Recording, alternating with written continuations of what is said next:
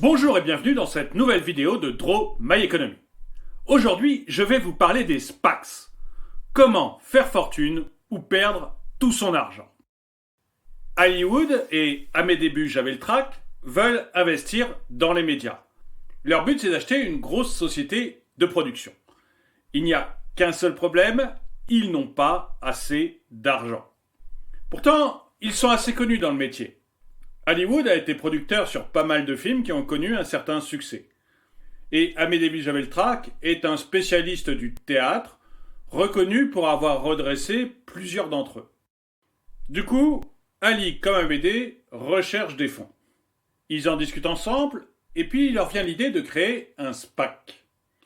Un SPAC, c'est un Special Purpose Acquisition Company, une société d'acquisition à vocation spécifique. En fait, c'est une société créée dans le seul but de lever des capitaux en bourse. L'objectif de leur SPAC serait donc d'acheter une société de production audiovisuelle.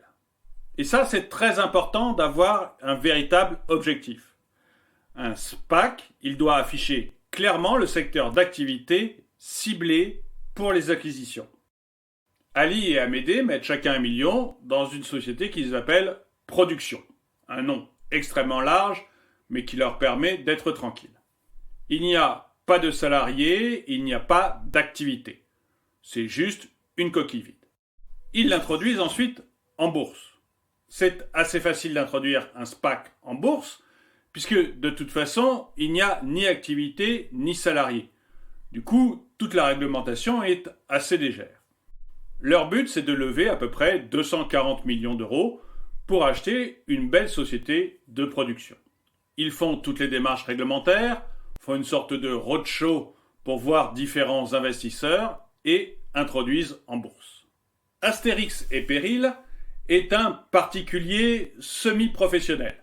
Il s'y connaît quand même déjà pas mal du tout en bourse. Et l'introduction de cette SPAC l'intéresse. Il décide donc d'investir dans la société. Enfin, il achète vraiment que des actions, des bouts de papier. Parce que la spécificité des SPAC, c'est d'être des coquilles vides. La société ne produit rien, elle ne fait pas de chiffre d'affaires et n'a même pas de salariés. En fait, elle n'a que 2 sponsors, Ali et Amédée, qui promettent qu'ils vont trouver une société de production de bonne qualité et qu'ils vont la racheter. Mais en dehors de la réputation d'Ali et Amédée, la SPAC ne vaut pas grand-chose. Astérix leur fait donc un chèque en blanc. Et il n'est pas tout seul. La SPAC lève 240 millions d'euros en bourse et est valorisée 300 millions. Parce que Hollywood et Amédée Javeltrac en possèdent 20%. Et pour Ali et Amédée, c'est plutôt une bonne affaire.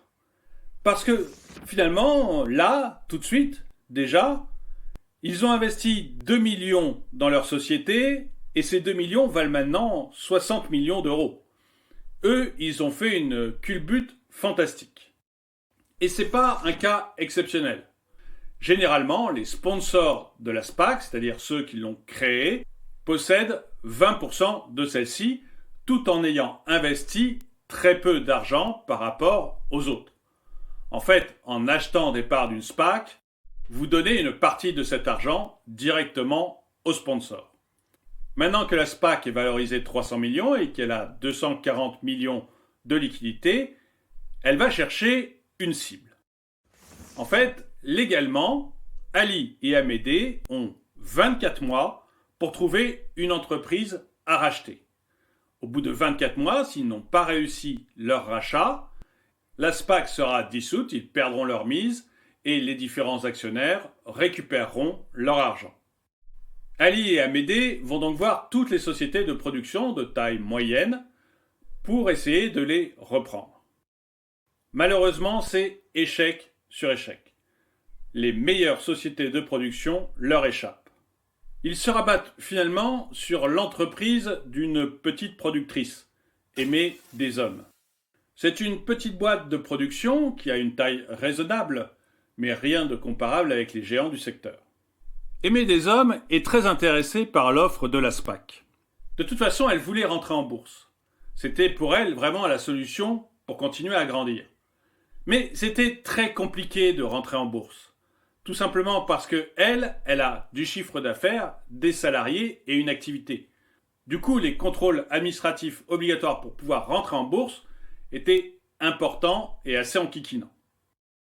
De leur côté, Ali et Amédée ont intérêt à cette reprise. Ils y ont intérêt parce qu'on est presque au bout des 24 mois et qu'ils voient très simplement que si on dépasse cette date, tout l'argent qu'ils ont gagné, les 2 millions d'euros qu'ils ont placés et qui valent maintenant 60 millions, leur échapperont complètement. Du coup, eux, quoi qu'il arrive, même si l'entreprise d'Aimé ne marche pas très bien, ils sont quand même très gagnants dans cette fusion. Ali, Amédée et Aimé entrent donc en discussion. La société de production d'Amédée est pas mal. Elle s'appelle Médias, Spectacles et Théâtre, MST. Et c'est très courant dans le showbiz. Ils arrivent tous les trois à un accord. Il y a alors une assemblée générale des actionnaires du SPAC qui est convoquée pour approuver la fusion entre le SPAC et MST. L'assemblée générale se passe bien, le SPAC change de nom, il s'appelle maintenant MST et il fusionne avec l'entreprise d'Aimé des Hommes. Alors, je ne peux pas vous dire si cette MST a de l'avenir. Mais les SPAC, qui sont encore rares en Europe, sont très importantes aux États-Unis. Elles ont levé 58 milliards de dollars de fonds en bourse en 2020. Et quant à leurs résultats, ils sont très mitigés. D'après Renaissance Capital, je vous ai mis un lien dans la description, sur les 313 introductions en bourse de SPAC entre 2015 et 2020, il y en a 93 qui ont réalisé des fusions et introduit des sociétés en bourse.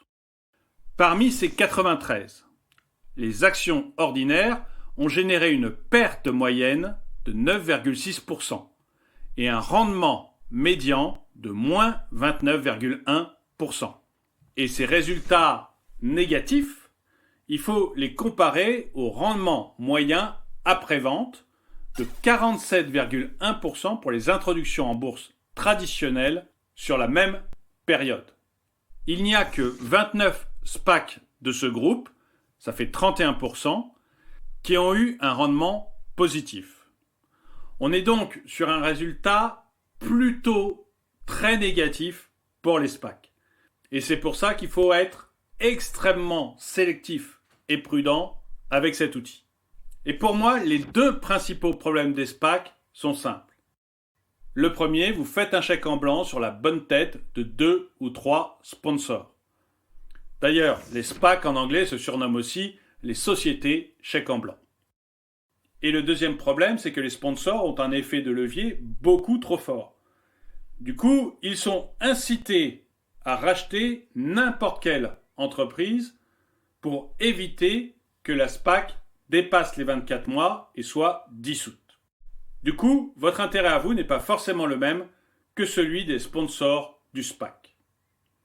Et vous, qu'est-ce que vous en pensez? Est-ce intéressant d'investir dans un SPAC ou est-ce une arnaque? Dites-le moi dans les commentaires. Et le proverbe du jour. La vie est une maladie sexuellement transmissible, qui en plus est mortelle à tous les coups. Merci d'avoir regardé cette vidéo, mettez-lui un pouce vers le haut, commentez-la, partagez-la. Merci à tous ceux qui m'aident sur Tipeee, et je vous dis à très bientôt.